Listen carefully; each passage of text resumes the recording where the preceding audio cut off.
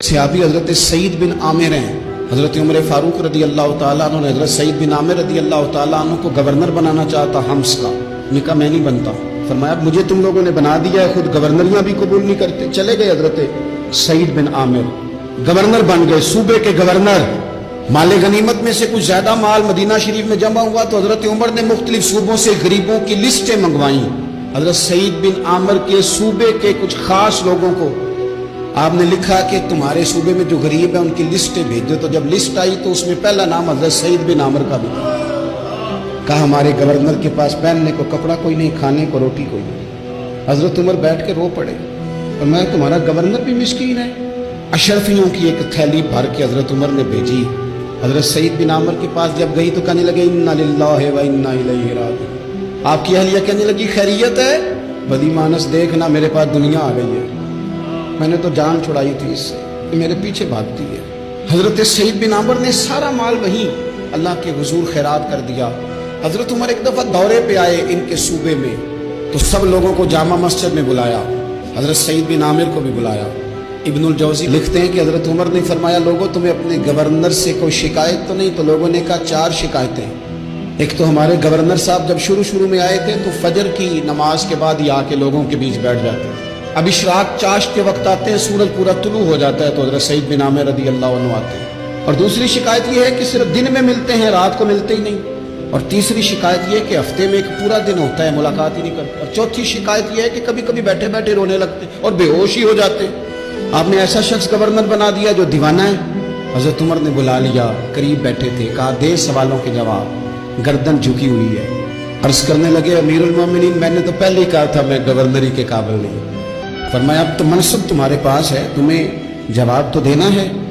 हज़रत सईद बिन आमिर कहने लगे हुजूर 4 मेरे साथ मसले हैं। फरमाया कौन से? हज़रत सईद बिन आमिर कहने लगे आप सवाल दोहराएं मैं जवाब देता हूँ।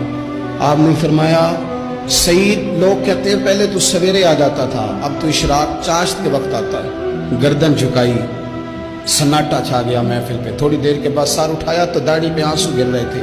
फरमाने लगे हुजूर मेरे घर में खादिम कोई नहीं, बीवी बीमार हो गई है।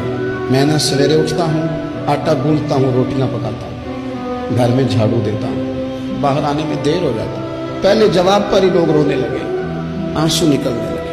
हज़रत उमर रज़ी अल्लाह ताला अन्हु भी रोए। फिर फरमाया कि सईद तू दिन को मिलता है तो रात को क्यों नहीं मिलता? अपनी दाढ़ी पकड़ ली।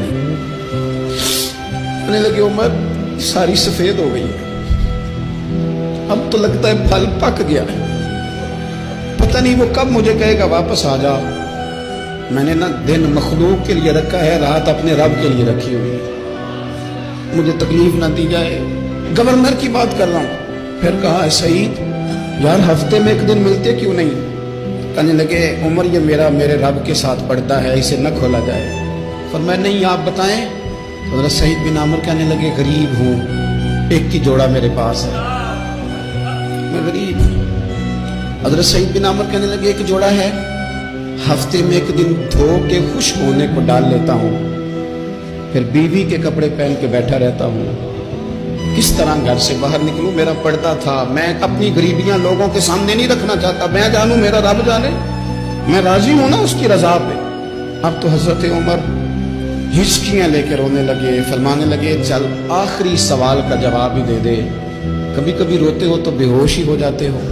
हज़रत सईद बिन आमिर फिर रोने लगे। फरमाने लगे बड़ी उम्र का हो गया था जब कलमा पड़ा था, जब वो पिछले गुनाह याद आते हैं ना।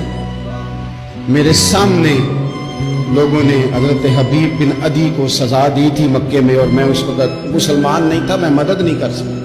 जब वो वक्त याद आता है तो बर्दाश्त सोचता हूँ कैसे अल्लाह के हुजूर जाऊंगा। दोस्तों दुआ करना अल्लाह इस मुल्क को भी कोई ऐसा शख्स अता फरमा।